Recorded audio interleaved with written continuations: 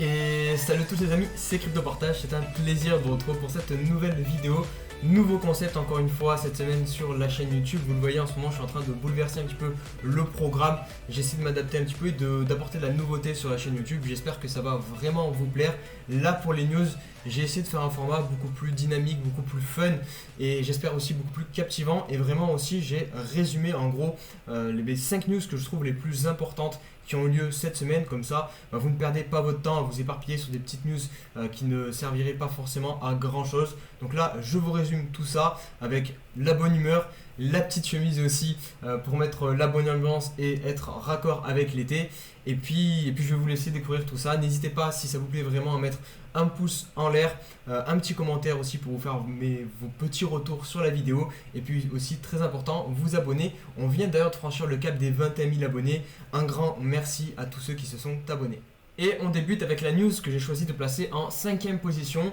Il s'agit d'un hack sur OpenSea. Les adresses email des utilisateurs, donc si vous avez déjà créé un compte sur OpenSea, vous êtes concerné, pourrait avoir été transmis à de mauvaises personnes. L'erreur proviendrait d'un employé qui s'occupe de gérer les mails d'OpenSea, qui les aurait transférés directement à une partie externe. Donc voilà, on peut considérer ça comme un vol interne un petit peu. Donc l'équipe d'OpenSea a bien confirmé cela, donc il faut faire très attention. Si vous recevez maintenant des mails de la part d'OpenSea, toujours très bien vérifier que ce soit la bonne adresse mail et surtout ne cliquez pas sur des liens au hasard. On passe maintenant sur la news numéro 4. Et comme toujours, quand le Bitcoin baisse un peu, c'est un peu une habitude, on a notre très cher Nayib Bukele, le président du Salvador, qui achète le DIP.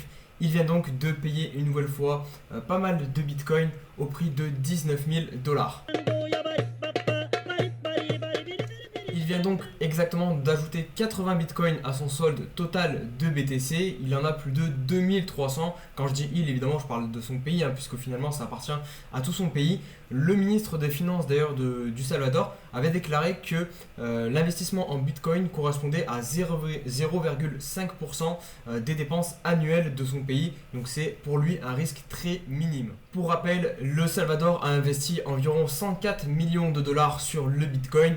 Et actuellement, ces bitcoins valent environ 46 millions de dollars. Donc on est globalement sur un moins 50% pour le Salvador. Voilà, il n'y a pas que les particuliers qui prennent cher avec le bitcoin.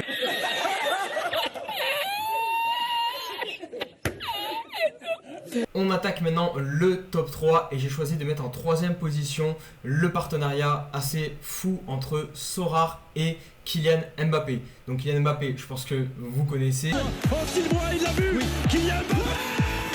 Voilà, le gros joueur de football français. Et Sorare, c'est aussi très connu maintenant.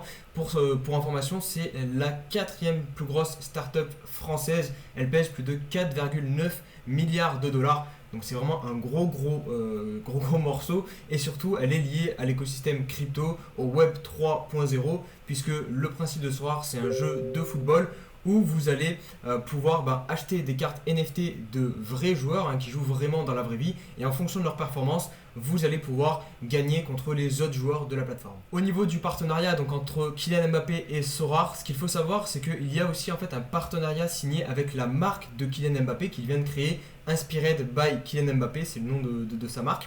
Et du coup, il y a le partenariat entre Sorare et sa marque.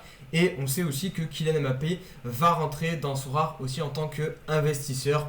Donc voilà pour les termes du contrat un petit peu entre Sorare et Kylian Mbappé. En 2e position, j'ai décidé de mettre les déclarations d'un homme très important sur le secteur des crypto-monnaies.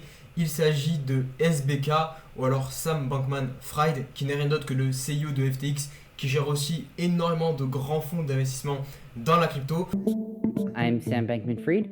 I'm the CEO and co-founder of FTX. Et bien cette semaine, il a déclaré pas mal de choses qui peuvent nous intéresser. Je vais essayer de vous les résumer assez rapidement. La première déclaration, qui est la plus inquiétante, c'est que pour lui, il y aurait énormément de plateformes crypto au bord de la faillite qui seraient actuellement déjà en fait insolvables. Donc ça fait vraiment flipper. La deuxième déclaration, qui est pour le coup plus un acte, puisqu'il a tout simplement décidé d'annuler le rachat de la plateforme de lending Celsius. Je pense que Celsius, vous en avez forcément entendu parler. C'est cette plateforme crypto qui a fait bloquer tout simplement les retraits de ses utilisateurs. Donc en gros, si vous avez des cryptos déposés sur Celsius, jusqu'au jour du moment, jusqu'à maintenant actuellement où je tourne la vidéo, vous ne pouvez toujours pas les sortir de la plateforme. Et SBK était venu entre guillemets en aide et avait dit qu'il allait racheter la plateforme, mais apparemment, c'est pas apparemment, il a vraiment dit qu'il ne rachèterait pas la plateforme. Et la raison, c'est parce qu'en fait, ils ont vraiment un trop mauvais bilan financier. En revanche, et je terminerai par ce point, SBK va par contre bien acheter la plateforme BlockFi, donc c'est aussi une autre plateforme crypto qui pareil était un petit peu comme dans le cas de Celsius, vraiment dans une situation très compliquée en ce moment. Ce qui est intéressant avec ce point-ci, c'est que SBK va racheter cette plateforme environ 25 millions de dollars. Et est-ce que vous voulez savoir combien coûtait cette plateforme il y a de cela juste un an? Eh bien, elle valait apparemment, environ 5 milliards de dollars. Et on va conclure ce premier épisode du top 5 news de la semaine. Malheureusement pas par une bonne nouvelle.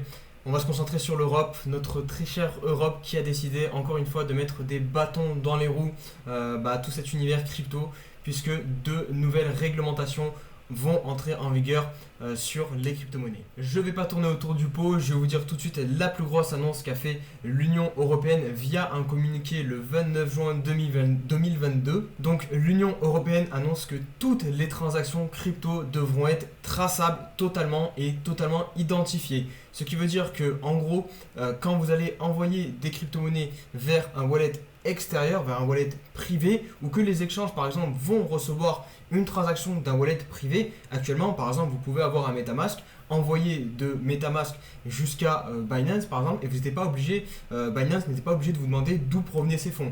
Et bien maintenant ils seront dans l'obligation de faire passer un KYC à la personne donc qui appartient en fait ce wallet privé pour pouvoir valider la réception des fonds. Clairement, tout ça ne va pas aider les entreprises crypto à venir s'installer en Europe, à venir développer des projets crypto en Europe, puisque ça va leur rajouter une énorme charge de travail en plus. Donc c'est un petit peu malheureux. Est-ce que c'est la bonne solution pour l'Europe pour adopter une nouvelle technologie? Personnellement, je ne pense pas du tout. Et je sais que dans la sphère crypto, on est beaucoup à penser comme ça. C'est dommage. J'espère qu'ils vont réagir.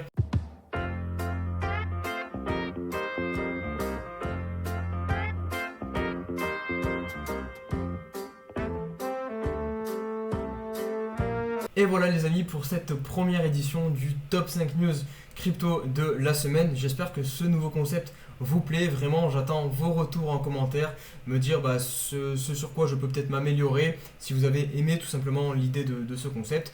Et dans tous les cas, je vais le perdurer un petit peu. Donc on se retrouve vendredi prochain ou alors samedi matin. Je ne sais pas exactement quand vous allez visionner cette vidéo parce que j'ai pris un petit peu de retard avec notamment le live que j'ai réalisé hier avec l'entreprise Movin. D'ailleurs, je vous invite à aller voir le replay si jamais vous ne l'avez pas encore vu. Je vous souhaite à tous un très bon week-end. On se dit à la semaine prochaine pour ceux qui vont ne regarder uniquement que cette vidéo news.